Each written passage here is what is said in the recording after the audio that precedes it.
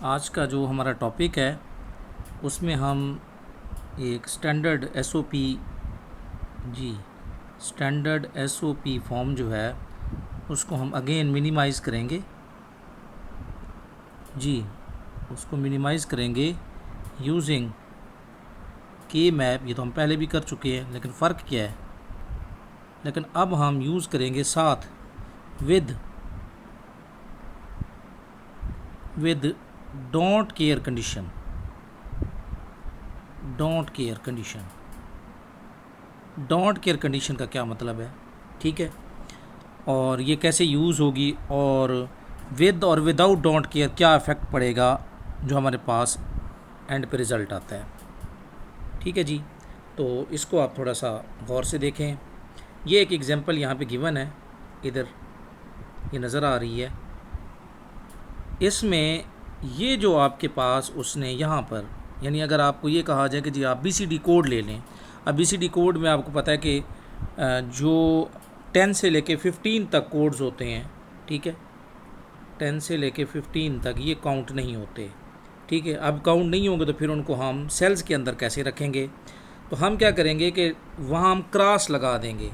Cross का मतलब होता है कि ना तो ये ज़ीरो है ना ये 1 है, तो इनको ग्रुपिंग के अंदर यूज़ भी किया जा सकता है अगर आपने ग्रुप बनाना है। लेकिन ये भी नहीं हो सकता कि किसी जगह पे सिंपल क्रॉस लगे हुए हैं और आप सिंपल क्रॉस का जो है ना ग्रुप बना लें, ठीक है। यानी अगर कहीं 1 मौजूद है, कहीं 1 मौजूद है तो आप क्रॉस को यूज़ कर सकते हैं एज अ 1, ठीक है, और अपना ग्रुप बड़ा बना लेंगे तो आपकी मिनिमाइजेशन जो है वो स्मॉल हो जाएगी, ठीक है। तो बाज़ दफ़ा ऐसे होता है कि जी किसी टेबल के अंदर जब रियल वर्ल्ड से हम एग्जांपल्स लेंगे तो वहाँ देखेंगे कुछ इनवैलिड कंडीशंस आ जाती हैं जो टेबल में तो होती हैं लेकिन रियल में पॉसिबल नहीं होती, तो उनके आउटपुट के सामने भी हम क्रॉस लगा देते हैं, ठीक है। तो इस तरह की जो केसेस होते हैं उनको, यानी ना उनका आउटपुट ज़ीरो है ना 1 है, उनको हम कंसीडर ही नहीं करेंगे। तो उन ऐसी कंडीशन को हम डोंट केयर कंडीशन कहते हैं। वहाँ आउटपुट में हम क्रॉस लगाएंगे और के मैप में जहाँ जहाँ क्रॉस आएगा, दोबारा इस बात को समझें, वो क्रॉस जो है वो 1 के साथ ज्वाइन भी हो सकता है, और अगर अकेले कहीं क्रॉस हैं 1 नहीं है तो फिर वो काउंट भी नहीं होगा। यानी दोनों सूरतें हैं। यानी आप क्रॉस को यूज़ करके, अगर जैसे यहाँ इस केस में नज़र आ रहा है आपको कि अगर आप क्रॉस यूज़ नहीं करते तो आपका जो 2 का ग्रुप बन रहा है तो जाहिर सी बात है उसमें 3 वेरिएबल्स आते हैं। लेकिन अगर आप क्रॉस यूज़ करते हैं तो फिर आपका 8 का ग्रुप बनता है, जिससे जो आपका आउटपुट है वो एक वेरिएबल में निकलता है। तो इसका मतलब डोंट केयर कंडीशन से आपकी क्वेश्चन और ज़्यादा मिनिमाइज़ हो सकती है। चलें जी, इसके एक प्रॉपर, इसको 2 तरीके से पूछा जा सकता है। ये जो एग्जांपल है ये ऐसे भी आपको पूछी जा सकती है कि y इक्वल्स टू जी, ये मैं यहाँ एक क्वेश्चन लिख रहा हूँ, y इक्वल्स टू a बार नहीं BCD। ये 2 तरीके हैं कि y जो है ना वो, या f फंक्शन है समेशन m मिन टर्म जिनकी प्रोडक्ट 1 होगी, और यहाँ आपको नज़र आ रहा है कि वो है 7, 8 और 9, ठीक है। ये वाले 3 इनकी तो 1 है, बाकी तो काउंट नहीं हो रहे। फिर इनके लिए हम क्या करेंगे, फिर हम प्लस लिखेंगे, प्लस समेशन d, यानी डोंट केयर कंडीशन वाले कौन कौन से होंगे, ठीक है। उसमें आपको पता है कि वो यूज़ होंगे 10, 11, 11, 12, 13, 14 और 15। ये क्वेश्चन आपसे ऐसे भी पूछा जा सकता है कि एक फंक्शन गिवन है, ठीक है जी, उसमें आप देखिए समेशन m मिन टर्म जो है जिनकी प्रोडक्ट 1 है वो कौन कौन से हैं, 7, 8 और 9 ये गिवन है, ठीक है। और रिमेनिंग जो हैं ये वाले 10, 11, 12, 13, 14, 15 ये गिवन होगा आपको।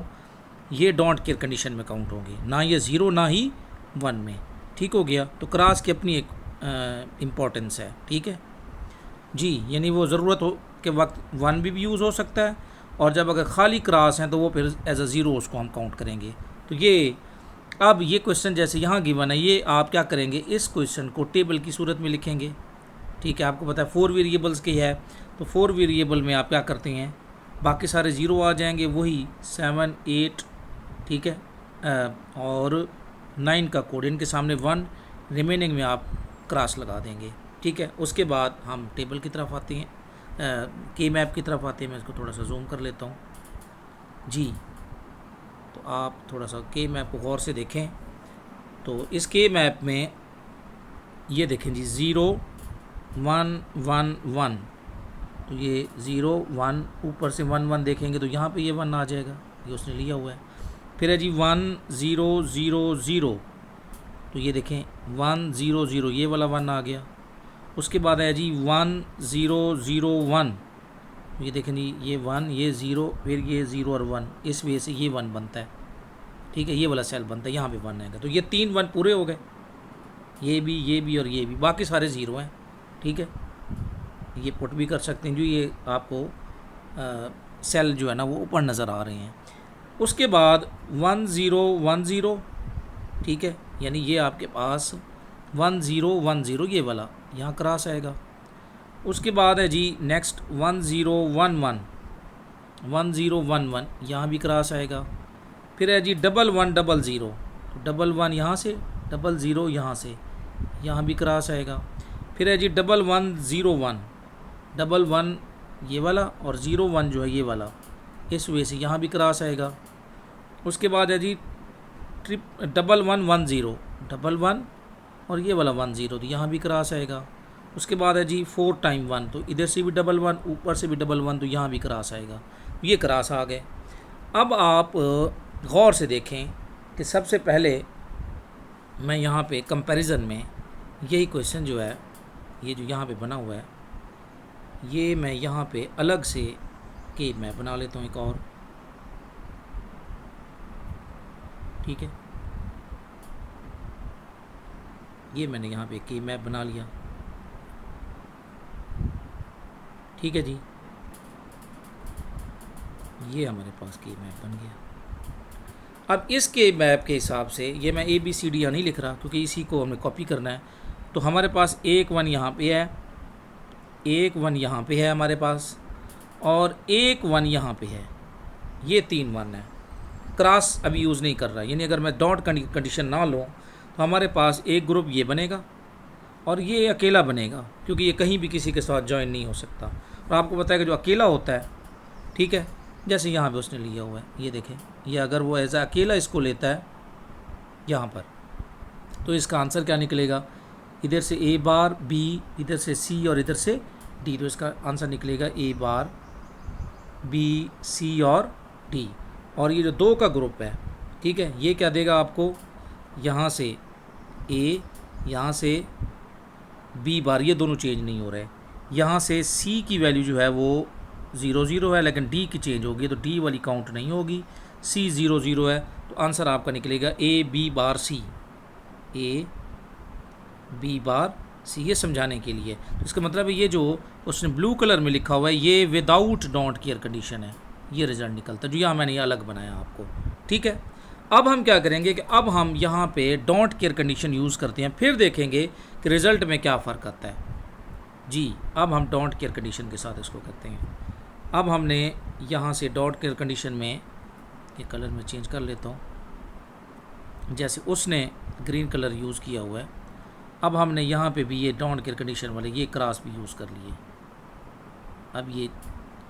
अब आप इसको नहीं देखेंगे, आप ओवरऑल ग्रुप को देखेंगे। तो मैंने क्या कहा था कि अगर क्रॉस मौजूद हैं तो उस और साथ वंस भी हैं तो आप बड़ा ग्रुप देखें। तो हमें यहाँ पे 8 का बड़ा ग्रुप नज़र आ रहा है, ये वाला, ये देखें, ये 8 का ग्रुप नज़र आ रहा है, ठीक है।